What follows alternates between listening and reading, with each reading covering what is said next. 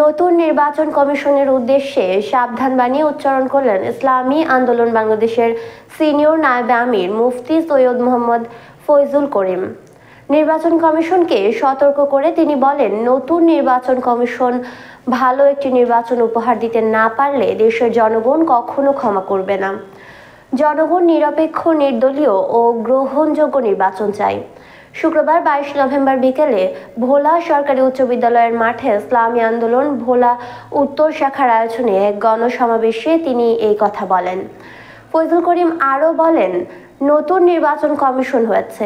বিগত নির্বাচন কমিশন থেকে আপনাদের শিক্ষা নিতে হবে। আপনারা যদি ভুল করেন তবে অতীতের কমিশনের মতো কলঙ্কিত হবেন।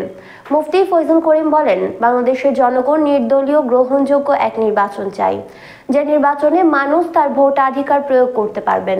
যাকে পছন্দ তাকে যেন মানুষ নির্বিঘ্নে ভোট দিতে পারেন, সেজন্য ব্যবস্থা নিতে হবে। ভোলার বাসাবাড়িতে গ্যাস সংযোগ ও ভোলা বরিশাল ব্রিজ নির্মাণ প্রসঙ্গে মোহাম্মদ ফয়জুল করিম বলেন, ভোলার গ্যাসের উপর এই জেলার জনগণের অধিকার বেশি। এজন্য আমি বলবো, ভোলার মানুষ যেন এই গ্যাস ব্যবহার করতে পারেন, সেজন্য ব্যবস্থা নিতে হবে। এছাড়া ভোলা বরিশাল ব্রিজ নির্মাণের জন্য অন্তর্বর্তীকালীন সরকারকে দ্রুত ব্যবস্থা নেওয়ার আহ্বান জানান তিনি। ব্যক্তির পরিবর্তন হয়েছে, জুলুমের কোনো পরিবর্তন হয়নি। আমি বলবো, যারা নতুন নির্বাচন কমিশন হয়েছেন, বিগত নির্বাচন কমিশন থেকে আপনাদের শিক্ষা গ্রহণ করতে হবে।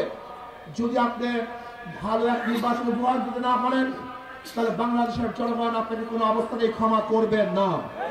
বাংলাদেশের জনগণ নিরপেক্ষ, নির্দলীয়, গ্রহণযোগ্য এক নির্বাচন চায়, যে নির্বাচনে প্রত্যেকটা মানুষ তাদের ভোট অধিকার প্রয়োগ করতে পারবে। যাকে পছন্দ করবে, যে ব্যক্তিকে পছন্দ করবে, সেই ব্যক্তিকে যেন নির্বিঘ্নে ভোট দিতে পারে, সেই ব্যবস্থা নির্বাচন কমিশনকে অবশ্যই করতে হবে।